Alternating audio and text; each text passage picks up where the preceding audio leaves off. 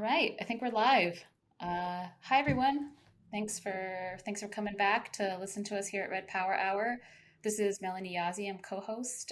Currently calling you out of Minnesota Makoche. I think I said that wrong the last time. That's embarrassing, but otherwise known as the Twin Cities in Minnesota. Our semester just started here at the university. I'm now in the American Indian Studies department, and yeah, it's good to be here. There's real fall. There's a real fall in Minnesota. There isn't like really fall in New Mexico, so it's really I don't know. It's like 65 degrees here right now, which is mind blowing because it's probably like 90 in Albuquerque. But yeah, so I'm going to hand it off to my comrades to introduce themselves, and then we'll just get right into it. Sadie, comrades, you already know me. It's Jen Marley. Happy to be back as a guest on Red Power Hour. I feel like I was kind of just thrown in the mix. This is our episode commemorating 2 million downloads, part two. And I can't even wrap my head around the fact that 2 million people have listened to this podcast. So I'm just going to be goated this episode. Don't mind me. Sagitamu, this is Elena Ortiz calling in from Ogapoge, otherwise known as Santa Fe, aka Mordor, and I'm super excited about 2 million downloads, and we don't have too much of a fall going down here, with the exception of chili. Chili is being roasted everywhere, and you drive around with your windows down so you can smell it, and that commemorates fall to me. So it's not cool, but it's definitely cool. Oh man, I miss the smell of chili in the air. It's like such a New Mexico, like a legendary thing. Yeah, so as Elena and Jen said, I believe that our comrade Nick Estes and one of our producers, Sina Romani, did an episode also kind of commemorating the 2 million download milestone for the podcast. I believe that came out a week or two ago, but this is just kind of like the RPH version. I'm not really sure how it's going to be different, but we're doing it because it's kind of a big deal. Like Jen said, I can't really wrap my head around it. I do know that Red Power Hour, which started later than the main feed, the Red Nation podcast main feed that Jen and Nick mostly run, began as kind of like a sub-series. Well, actually, I think Red Power Hour was a completely different podcast at first. And then because of the fluctuations in like membership in the organization, a bunch of people who were helping to run and produce that podcast like left or dropped off. And so then it was just me. And then I think I asked Elena to come co-host. And so then Red Power Hour became just like a series within the main feed. So that was where I think this happened about a year and a half ago with Red Power Hour. And so we're like not officially our own podcast, but I will say in 2022, Red Power Hour has definitely increased in its numbers in terms of the people who listen. Sometimes the Red Power Hour episodes have gotten more listens and downloads than the main feed. And it's not like a competition by any means. I'm just pointing out that I think even the Red Power Hour is considered like a series or like a sub-series within the main feed. It kind of has, developed its own identity and made its mark on the podcast, the Red Nation podcast universe. And that's a testament to Elena and pretty much all of like, it's mostly women. It's mostly like the badass Indigenous women of the Red Nation who've come on to host, to guest host, to participate in kind of like what we were calling it, like the Indigenous woman freestyle kind of style that RPH has kind of become. And I could talk more about like the evolution of Red Power Hour if anyone cares to listen. But yeah, I feel like we've definitely kind of like found our identity and our groove as a podcast for sure. Well, I definitely remember having a few podcasts with those members who are no longer with us where we got done, and I remember thinking, we really don't need a lot of men on this podcast. We actually went out and said, well, I think I did, no more men. Like, there have been exceptions, and most of the exceptions have been pretty good, but we definitely made a conscious decision not to be mansplained to podcast after podcast. So that was one of the things that I really liked about RPH. Well, not to subject any of you who are listening to a bunch of mansplaining, because who needs more of that shit in their life? Like, I know I don't. I do not need more of that. So, there's a lot of lady-splaining that happens on this podcast, but you know what? Why not? Why not? Yeah, like, I was trying to go back in my notes to prepare for this episode. And I was like, when did we actually start Red Power Hour? Okay, full disclosure, I have a terrible memory for facts, which is embarrassing because I'm a historian. But like, I don't remember facts very well. I actually have to write everything down or else. It's just because I was talking to our comrade Demetrius last night. And like, when you do movement work, it's just like the sheer volume of what you have to produce and participate in on such a regular basis is very ephemeral, right? It's very hard to retain all of the experiences and the facts and the details all the time because it's the volume, just the sheer volume of what the Red Nation has done in the time I've been with the last 8 years, because I've been with the organization since the beginning. It's like impossible for one human being, right, to like retain all of this. And so I actually have to take notes of important things in order to remember, like dates. I don't remember dates. I just remember like the feelings, and I have these longstanding relationships. My experience with the history of the podcast and the Red Nation, I actually live history primarily through experiences and feelings rather than like hard facts. That's just who I am. You know, that's how my brain works. And so I had to go back into my archive of Red Nation notes and Red Media notes. And I found something I wrote on January 24th of 2020, which wasn't that long ago, even though it feels like ages ago. And it said Red Power Hour dash episode 1. So I think that Red Power Hour started at the very end of January of 2020, which is very interesting because I was right as the very initial reports of the COVID-19 pandemic were starting to emerge out of China. And that it was starting to spread throughout the globe. And so Red Power Hour has really like developed and evolved during the pandemic, which is weird. It's weird to say that. And we've actually grown during the pandemic. And so this is like a very I think like the evolution of Red Power Hour is kind of aligned with like the ebbs and flows of the pandemic. Certainly the George Floyd uprising in the summer and the fall of 2020. The emergence of Red Media and all the work we were doing to get Red Media off the ground in 2020 and 2021. And so it's like, I feel like I have this like narrative in my mind with the pandemic that somehow we haven't been as productive, but that's just not true. Because the clip at which we move with the podcast, not just Red Power Hour, but all of us who do the podcasting with the Red Nation, we publish an episode a week, which is like unusual, actually. I think a lot of the other well-known Indigenous podcasts will do like series. So they'll do like 8 to 12 episodes a year, right? Or people will publish at a much less frequent pace. But we've gotten a lot of feedback from people who are like, I can't believe you guys publish an episode every single week. That's wild. And we have been since the inception of the podcast in 2019. I forgot when. It was kind of Nick's brainchild. Nick Estes was the one who really, I think, pushed us, thankfully, to get the podcast started. But, you know, Red Power Hours joined maybe 3 months later. I think the first podcast episode was like October-ish 2019 or something like that. And so we're not too far behind in terms of the main feed. But yeah, I kind of can't believe we've been doing this every single week for the last almost close to 3 years now.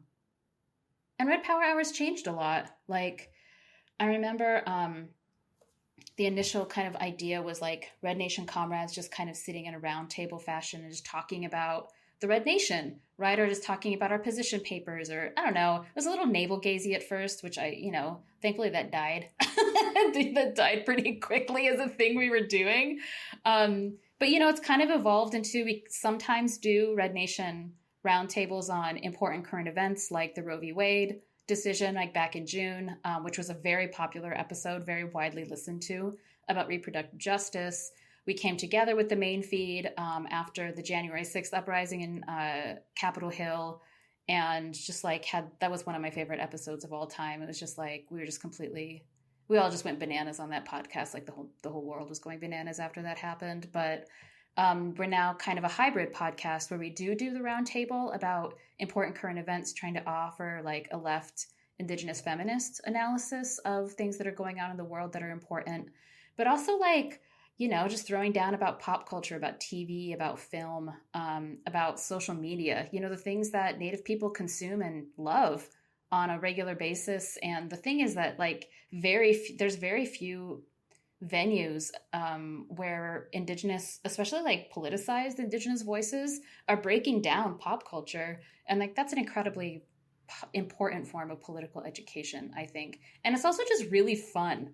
It's just really fun because like we have a lot of opinions, and like the Native people have a lot of opinions. Like Jen, you were telling us about like how Queen Elizabeth died. Oh yeah, glad you're dead. I forgot that whole section. Glad you're dead. We've started to do this kind of like segment on Red Power Hour, a Glad You're Dead segment. We haven't done that in a while, but today is definitely a Glad You're Dead segment kind of moment with Queen Elizabeth II, or I don't care what Roman numeral she was, you know. She was like the imperial. She's dead. She did. She did. This imperialist supreme is dead. And Jen, you were just talking about like the celebration and just like the sheer like humor on social media coming from probably the global South, but also like Indigenous Twitter and Indigenous social media. Like it's that shit. That shit actually matters. Like that's history, right? That's history in the making. And we should be like paying attention to that and commenting on it as much as anything else. The memes that I've seen come across my social media feeds, you know, they're all reservation dogs. I mean, there's a great one with Dallas Goldtooth. There's a fabulous one with Pauline Alexis as Willie Jack, who's my favorite character in Reservation Dogs. But they all are mining current popular culture to create these memes about Queen Elizabeth's death, and they're just hysterical. So the joy, and Jen was saying this, the joy that you see coming across the feeds is palpable. I mean, it's you have your fair number of people saying she was a mother and a grandmother and you should not be celebrating. Well, yeah, she's a mother of pedophile, and you know, sorry, not sorry. I want to be honest. I mean, maybe if I went on Facebook, I'd see this, but I'm not really on Facebook. I haven't seen a single person being like, oh, she's a human too. Like, I've seen tons of memes making fun of people who say shit like that. I've seen tons of memes making fun of people who defend the monarchy or corny natives who want to act sad about it for some reason. But I actually, of my thousands of friends on Instagram, have seen no sympathizing whatsoever. I'm seeing tons of memes. I'm seeing tons of like Free Ireland memes. I'm seeing tons of memes from the Arab world. I'm seeing tons of memes from the global South. I'm seeing tons of native memes, of course. Like, and what I was talking about was like the solidarity people are finding in this humor and in the roasting of the Queen and her death and her sympathizers. There's like a crossover with Irish and Black Twitter right now. There's like a lot of people, I guess, maybe realizing just like the reach of the British Empire, and maybe people who aren't politicized or aren't exactly familiar with that colonial history are realizing it, and they're like, oh my God. And like, it's interesting because it is opening up avenues, I think, for political solidarity, but it's also just like so empowering for all of these people who survived British colonialism. It's joyful, it's humorous, it's awesome. Like just the joy and empowerment that is generating. And so I think that is worth celebrating in and of itself. And it's funny because like, our thing with rainbows, right? There was like a rainbow that appeared over the palace when she died. And I'm like, that's not for her. That's for the people of the global South. Like, that's the joy. That's like, You already know. That's yeah. I think it's pretty profound. Personally, I love to see it. I mean, so she was queen from like sometime in the 50s onward. I'm sorry, I don't care about the facts of like the British monarchy. I just don't. So I'm not going to give you like specific dates or like the specific colonial and imperial projects she oversaw. She was just a fucking imperialist. And she was like one of the longest standing monarchs for the British Empire. You know, the Queen's Jubilee and all that shit, or like the way that the royal family would have to go around to the Commonwealth, i.e., all of the places that they colonized and still wouldn't let go of. I mean, like, William and Kate did that last year, and everyone was making fun of them because it's like, dude, read the room. Like, no one wants you to do this shit anymore. Like, the politics have changed around imperialism. Like, y'all should just disband the monarchy because no one, you guys are just like cannon fodder for tabloids at this point, and you take up way too much resources and way too much space. And also, like, you need to actually give land back and like have some sort of like reparations process. And so what I'm trying to say is that she's been one of the greatest purveyors. She's overseen, really, one of the greatest forms of violence and like one of the most violent empires in human history.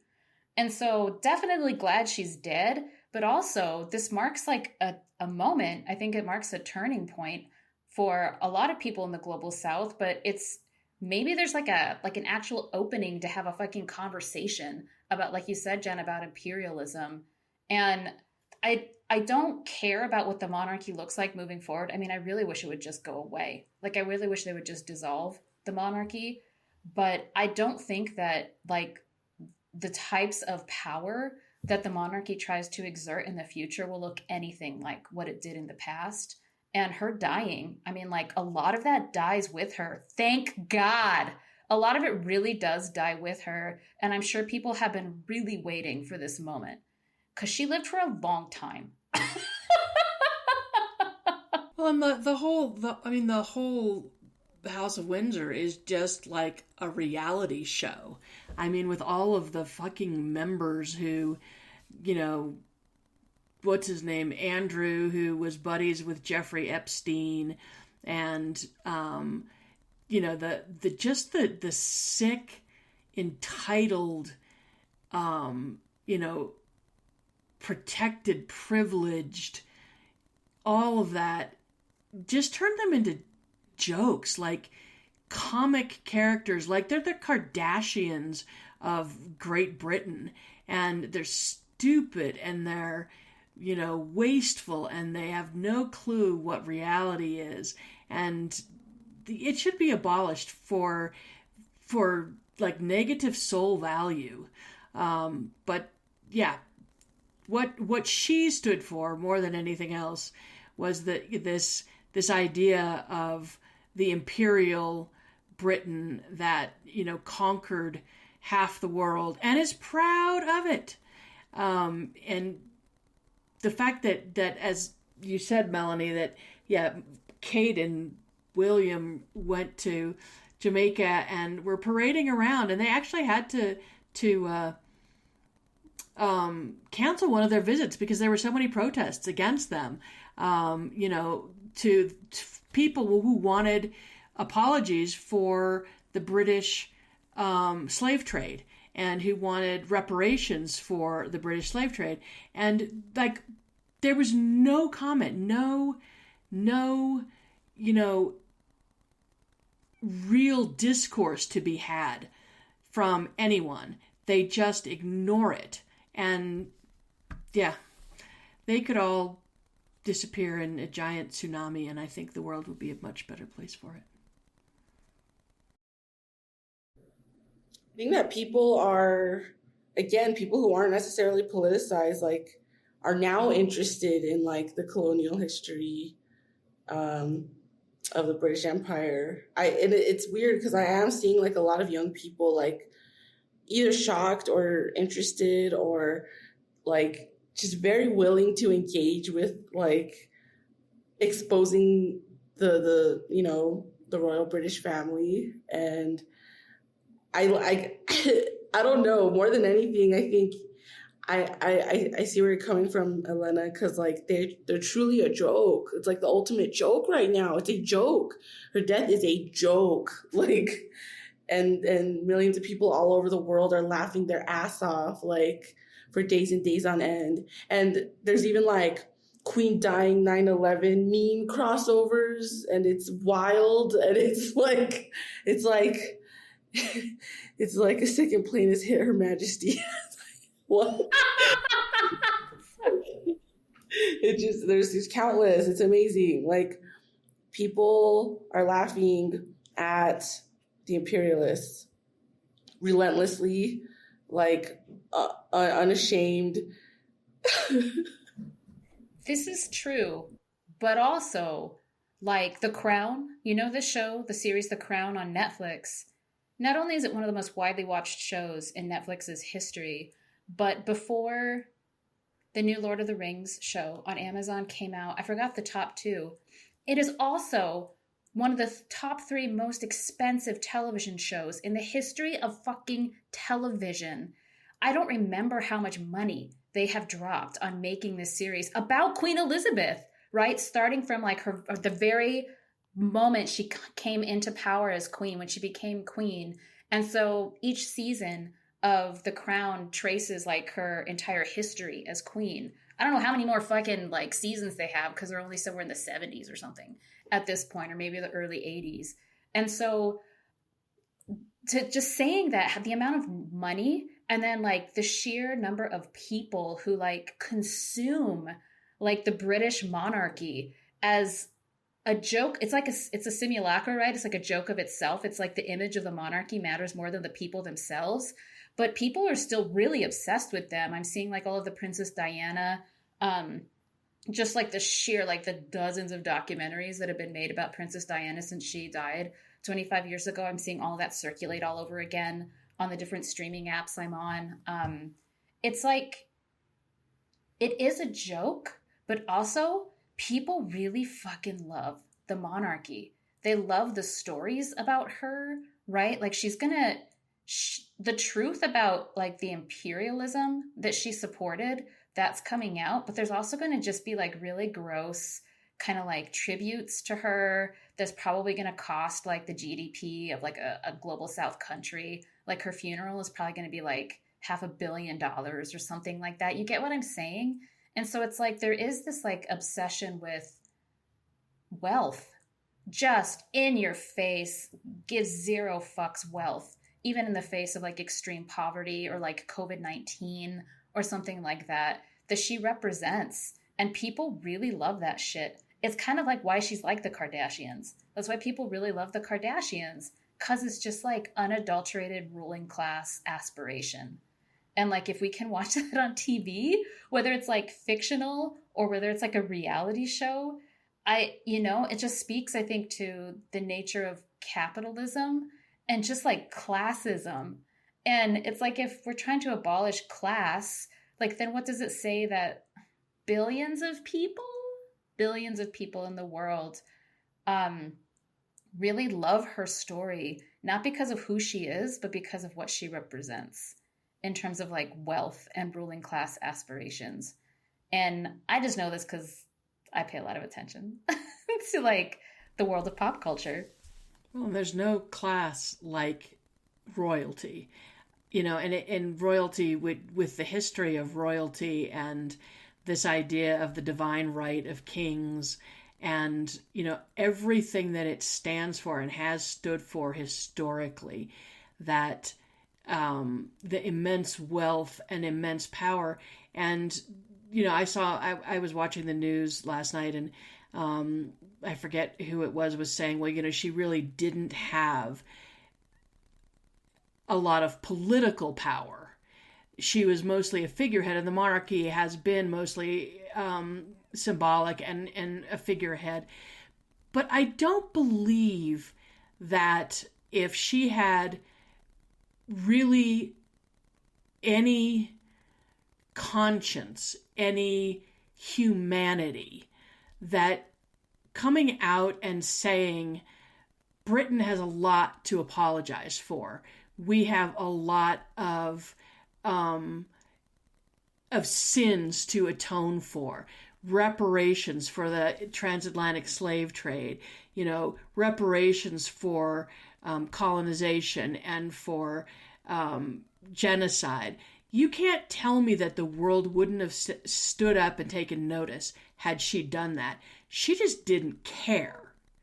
And that position that she held for 70 years insulated her from having to have a conscience, from having to have a soul. So the monarchy is soulless and has no conscience and no humanity. So why do we even tolerate this in the 21st century with I think, even the smallest amount of sort of awareness that has happened in the last few years around race and class, and why is she tolerated? Money. She brings in a shit ton of money to England in tourism. People go to see fucking Buckingham Palace. They go to see the crown jewels or whatever it is. I mean, it's all capitalism. That's all it is. That's what she stands for. That's why the parliament, doesn't just vote to abolish the monarchy, because she brings their tourist attraction.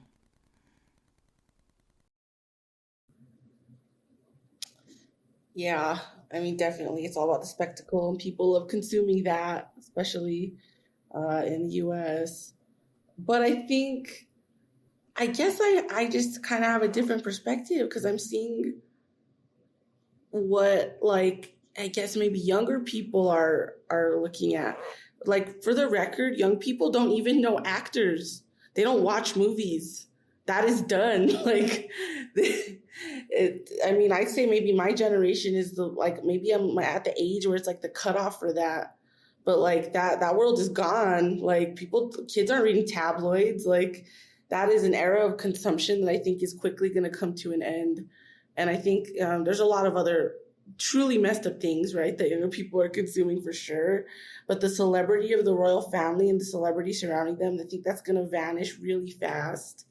I think that, maybe social media will replicate or replace some of that consumption in a lot of ways. I think it already has. But in terms of like people's response and consumption of the royal family, I don't foresee young people upholding that, to be totally honest. Like, I really, really don't. Like, not even young English people. Like, absolutely not. Like, I don't know. I don't know. That's kind of what I'm seeing. And I think, obviously it's like, it's still, it's the British Empire. They're still colonizing. They're still occupying.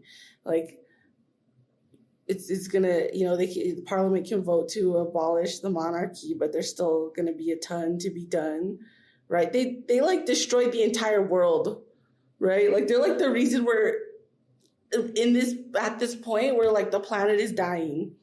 And so like, how one atones for like destroying the world, I don't even know. They just need to be gone. Like, and that's another common meme you'll come upon. It's like, did you know there's an island of trash in the ocean you can see from space? And it's like the UK. Oh my God. No, thanks for pointing that out. I don't really know what the demographic, for example, is of the people who watch The Crown. Like, maybe it's the same people who watch Bridgerton, which is also a royal fantasy. It's a monarchical fantasy, with like people of color in leading roles. And it's also one of the most popular shows, not only in Netflix's history, but in like the history of television. Right. And so there really is. And like, when do white settlers in the US, when they talk about their native ancestry, they don't just have like some, like average Joe Schmo native person. It's always a fucking princess. Right. And so there is this obsession, especially in the United States, with royalty. Right. And being able to come from that, probably because settlers here don't actually belong here You know, they don't actually have like a real claim. And so they have to like fictionalize some sort of claim to royalty. And that's part of their obsession with it. But then also, like, you know, everyone wants to be a billionaire. And literally all TV is like, how do you become a billionaire off of just like selling your image? It's kind of what social media is too, or like guns. It's kind of like 90% of what constitutes TV and film, actually, that comes out of the United States specifically. And so, of course, there's going to be like an expectation, like a market expectation, or like, you know, there's always going to be an audience to consume these types of things, because that's pretty much all the United States is like making money off of nothing, off of scamming people and like killing people, which is kind of all that Great Britain is too. That reminds me of what I was going to say before. Like, I think that, I mean, we're clearly going to see a ton of like pro-imperialist, like pro-monarchy propaganda all over the world, across all platforms. But I think it's going to come in the form of like woke imperialist sympathizing. Like, it's for sure going to like come in the form of like, it's going to be marketed to younger people. It's going to be marketed to queer people. It's going to be marketed to marginalized and oppressed Like Bridgerton. Yes. It's going to be marginalized, yeah, to people of color, to people in the colonies. Like, that's, yeah, and it's going to intensify, and it's gonna be wild. It's gonna get worse. Like, I've even read, but oh God, I've even read like books that like make arguments for like, you know, like colonized people, like reclaiming or like re-envisioning Victorian or Rococo aesthetics as a part of their culture. Like, it's absurd. So like, yeah, I'm not even like, I'm definitely not doubting this wave of like absolute foolery we're gonna witness. And this is why podcasts like Red Power Hour need to exist, so that we can trash those things. And in the process of trashing and making fun of them, provide what is hopefully a good analysis that helps people, you know, pierce the veil of that nonsense. Because, yeah, you're right, Jen. It'll be interesting over the next like 2 to 5 years to see what comes out of Hollywood, actually. Hollywood. And the post Queen moment. Also, quick comment, like, who's trying to be a king in 2022? That's the corniest shit. Like, oh my goodness. You would think it's the corniest shit, but like the viewing numbers for these shows tells you that it is not the corniest shit. Like, people have a really strong attachment to this stuff. Like billions of people have a strong attachment to this stuff. I thought it's so, and the fact that is one of the most expensive shows ever produced blows my mind, because we know that Lord of the Rings, the new Lord of the Rings, cost Amazon $1 billion to produce that show. And now my understanding is that, because, you know, me and Dee, the Lord of the Rings crazy people, but my understanding is the $1 billion covered all, I think, 5 seasons. But they have incredible amounts of CGI and special effects, and, you know, they had to make thousands of elves every episode. So I can see how that could have cost $1 billion for 5 episodes. But The Crown? I mean, what are they paying for? Hiring a bunch of really kind of sketchy looking people to play, because they all of those people look like, you know, horses' asses. And I mean, they're not even hiring like prime talent. They're not going for Brad Pitt and Angelina Jolie. Like, they're finding, I don't know how that could possibly cost so much. They didn't rebuild Buckingham Palace. Hey. Yo, I don't know. All I know is that like royalty and like money and the God-given money and wealth, it's like it can't be taken from you, right? When you're royalty, that shit can't be taken from you. You can't like lose your job. You know? You like, you know, like your profits aren't tied to the fluctuations of like the the market. The stock market. Like, you're gonna have those jewels till you fucking die, and your lineage will have those jewels 5,000 years from now because you're fucking royalty. Like, When you look at that crown that she was I wearing, think that's why people have an attachment to it.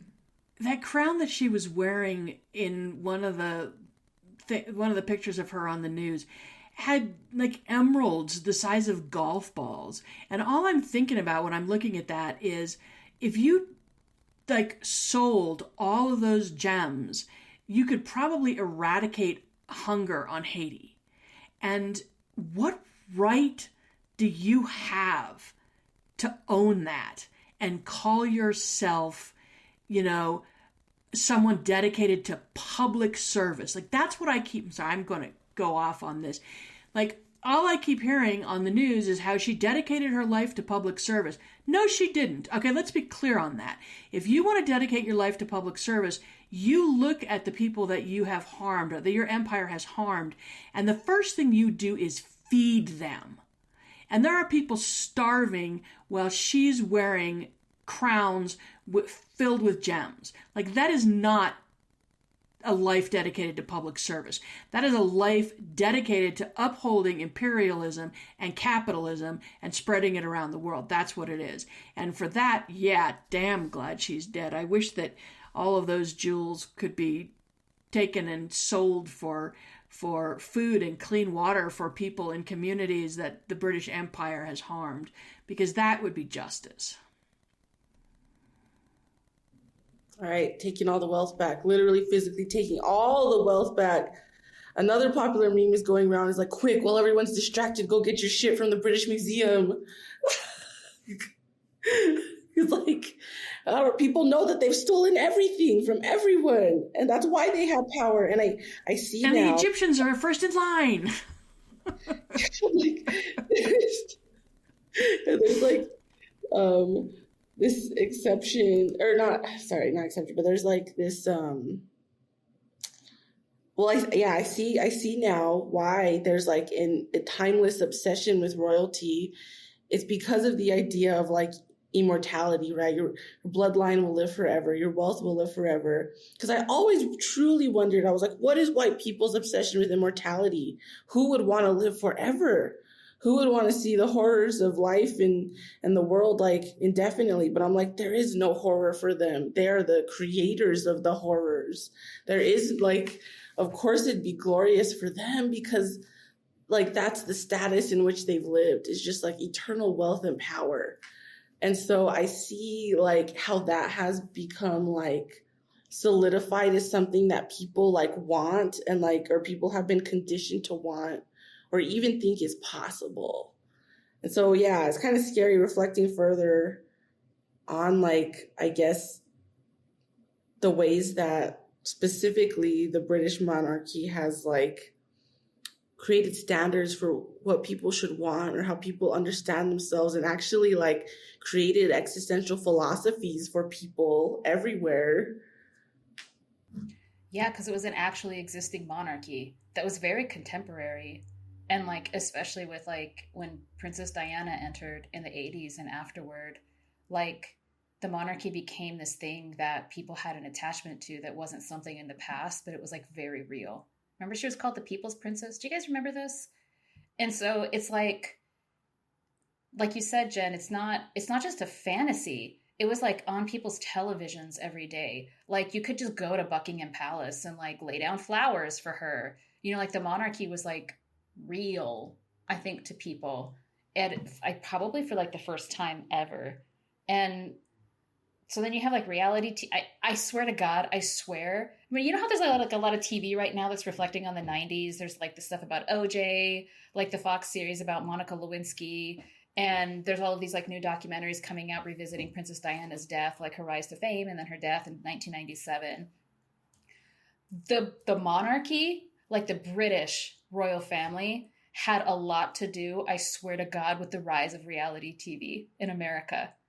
They predated that shit. They were very active in the 90s, and the way that they entered into the public sphere, particularly through Diana and all of like the pre-reality TV show kind of reality TV obsession with Princess Diana, and like the entire royal family, absolutely. Like, I bet you the Kardashians would never have been a thing had like the British royal family not completely rebranded itself through Princess Diana in the 90s. You know, they absolutely have something to do with like the Donald Trumps of the world and shit like that. It's like, oh, power and wealth is eternal, but it's also totally attainable. We'll just create a reality TV show to show you how to make $1 billion. You know, it's just I don't even know what to say. It's just like pure. It's just disgusting. A super compelling argument. Princess Diana was the first reality TV star. She didn't even know it. And have you seen like the Spencer movie? It's super boring, but like I feel like every Kristen Stewart is it's like just I don't know. It's just like painful watching Kristen Stewart act. it was interesting how it was kind of showing like, you know, it was supposed to be, you know, sympathetic to like her powerlessness and the position she was in. And it's interesting because like I almost like Diana was a whole social experiment, right? It's like the monarchy social experiment. We build up this idol, you know, we kill her off. Let's look at how the public reacts. Like, and I don't know. Yeah, wow. You having said all that, I think it for sure puts into perspective. I think it's also funny because Diana, native ladies are obsessed with Princess Diana. Like, I know everyone in my family was. My grandma was obsessed with Princess Diana. We had books about her. We had like a framed picture of her on the fridge. Ridiculous stuff. And it's like, why? What did she represent that like native ladies and like resonated with that? Like, it's very interesting. This is what I'm saying. People have a really strong affective attachment to the British royal family, even in unlikely places. I'm not trying to say that those people are, you know, there's anything wrong with that, but there's a reason why that is the case. And it's like our job, you know, to unpack like the larger like structure that makes it so that why do we have these affective attachments and like what is behind that? And like, how does that maybe like unintentionally promote or elide imperialism, right? How does that whitewash or red wash or whatever wash, pink wash, right? The sheer the magnitude of violence of the British Empire is like mind-boggling. You're right. They literally colonized the whole world. And Diana herself was really literally the sacrificial virgin. I mean, she was sacrificed on the altar of imperialism. And she was the ideal candidate because she was royalty. She came from a royal family. She was a virgin, and they made it like I remember when she and Charles got engaged. I was in high school, I think, and like there was media report, but this was before social media, so there were actual news reports. She was a virgin. That was one of the reasons why the Queen wanted him. He had to marry a virgin. There could be no question of succession. And so you've got this 17, 18, she was young when they met. He was like 30. Yeah. So you've got, yeah. I mean, the whole thing screamed of pedophilia, but you have this whole, like, she was literally sacrificed on the altar of. I mean, poor thing had no idea what she was getting herself into. And like people were gnawing at her. I mean, they were literally, and I have no great love for Diana. I don't have a picture of her on my refrigerator. But I do feel really sorry for anyone, is no matter how privileged they were at the beginning of their life, who basically gets gnawed to death by the monarchy. And that's literally what happened to her. And, you know, she, like you almost knew she was never going to survive. She had to be that immortalized sleeping beauty in the glass coffin, like, you know, like fairy tales. And the monarchy not only perpetuates that ideal of this, you know, this virginal, silent, like she was supposed to be silent. She was supposed to just look good on Charles's arm and produce heirs. But instead, the fact that she got literally eaten alive by both the monarchy and the media made her a martyr.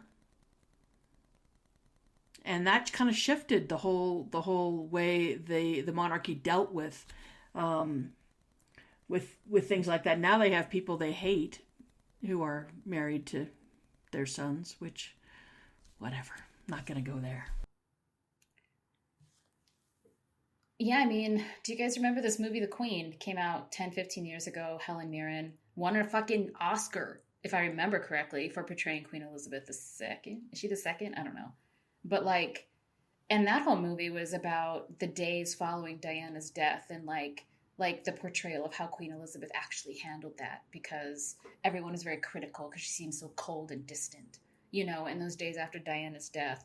And then like Spencer, which came out last year, 2 years ago, like that got nominated for a bunch of awards. I think Kristen Stewart got nominated for an Oscar for that role, or a Golden Globe or something. Do you get what I'm saying? It's just like a never ending like media merry-go-round where it's like, let's just keep telling stories that like humanize the British royal family, and then we'll just like congratulate the actors who play the queen, and like then we'll just spend all of this money on the crown. And it's like, shut the fuck up. Can you just stop making movies and TV shows and special editions of your NewsHour and like all of this stuff about the British royal family? Like, the media needs to stop feeding into this as much as like the royal family needs to be abolished, because it is an empire in and of itself. It is a multi-billion-dollar industry, actually. And you said this earlier, Elena, like the Queen was a multi-billion-dollar industry for products and for like media empires as well. And so it's like multiple forms of imperialism. And I don't know. I don't really have anything smart to say about it other than I grew up in this because I was born in the 80s, you know, during like the Princess Diana era of the British royal family. And I'm just like, I cannot believe I'm 40 and this is still happening. And all that money could have like ended world hunger like 10 times over, or something like that. Absolute horse shit. But let's shift it back to, colonized people of Global South, Native people. I'm seeing, Native people from, Canada talking about how do we relinquish our status of subjects of the crown. And many other people have been talking about this for a long time, right? Independence from the crown, abolishment of Commonwealth status, and so on. Do you see any significant movements or demands for such things? I mean, I don't really have my ear to the ground, you know, in terms of like what people are doing, but there's definitely opportunity for it right now. You know, in the era of land back, like what better way than to be like, give our shit back, Great Britain. Not only do we want to not be a part of the Commonwealth anymore, but let's index. Let's make a tally of all the shit you stole from us. And let's just start with, like a chunk of that in terms of actual reparations and actual land back. I mean, we might actually be seeing that coming in the coming months and years. And that's really exciting, Like that's real material wealth, whether it's the emeralds on her crown or the land or, reparations for violence. It definitely needs to be more than a fucking apology. This is kind of like triggering the Pope's apology bullshit that happened. When was that? July? When did that happen? This summer? The one that happened where all those men in June, where it's like the Pope, the Catholic Church, which is also one of the greatest purveyors of violence in human history and also one of the wealthiest institutions, kind of basically just a fucking monarchy, essentially. I'm like, the Vatican looks like a palace, essentially, if you've ever been to Vatican City. They have their own like nation state, And so Catholic Church definitely has as much power as the British monarchy, arguably, and has like affected and impacted people's lives to the same extent.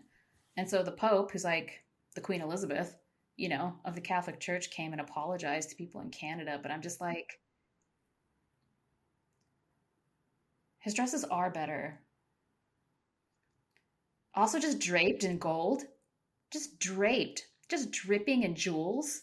The staff, the thingy with the ball at the top, like, oh my god, the amount of stolen wealth and like the archives and the whatever it is, like the probably the mini levels that exist below the Vatican where they have all of their wealth, like gold bars and human bodies and shit. It's like all I'm saying is that like an apology, an apology ain't gonna cut it. Like, fuck the Pope's apology. And like, Queen Elizabeth never apologized for anything. All I'm saying is that like we're in a moment where it's like people are gonna like people want real shit. Like they want real decolonization and like real reparations and like real land back. So here's looking to like the British Empire and the Catholic Church for that shit.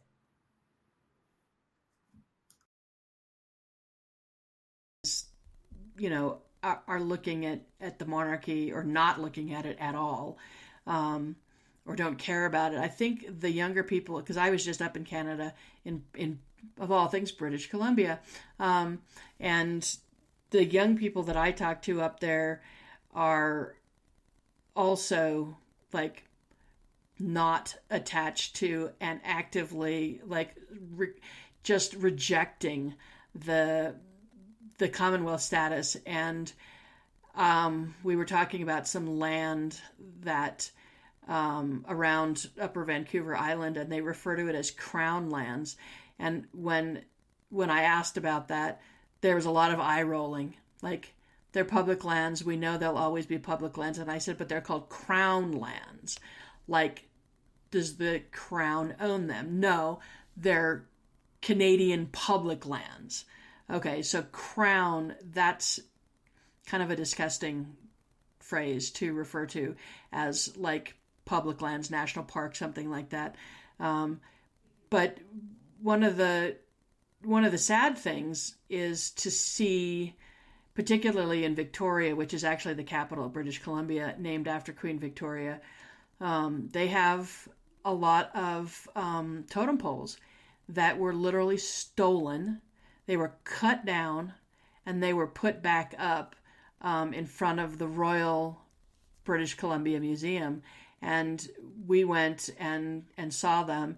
And, you know, I expressed sadness and apologies for these ancestors having, you know, been cut down and taken from their lands and put up someplace where they don't belong, in the hope that they could hopefully, you know, at someday be returned back to the lands that they came from. But you know, it's all over the Commonwealth. Also, you see these vestiges of colonial violence, and I do hope that the younger people are actively, you know, rejecting that status and rejecting all of what it means, and demanding land back and everything out of the museums and returned back. You know, they outlawed you know, Canada outlawed the potlatches in 1921,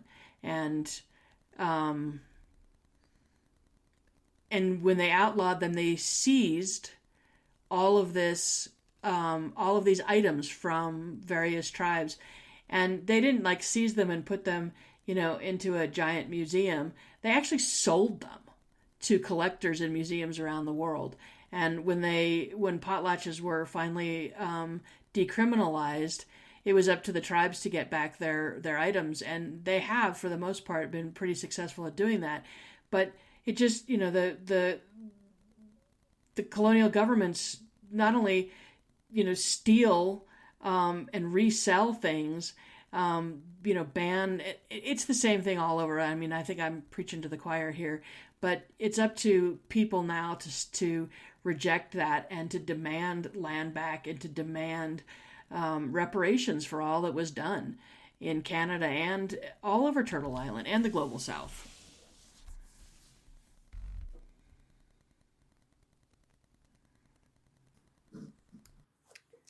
Well, damn. I feel like we're like 55 minutes into this episode.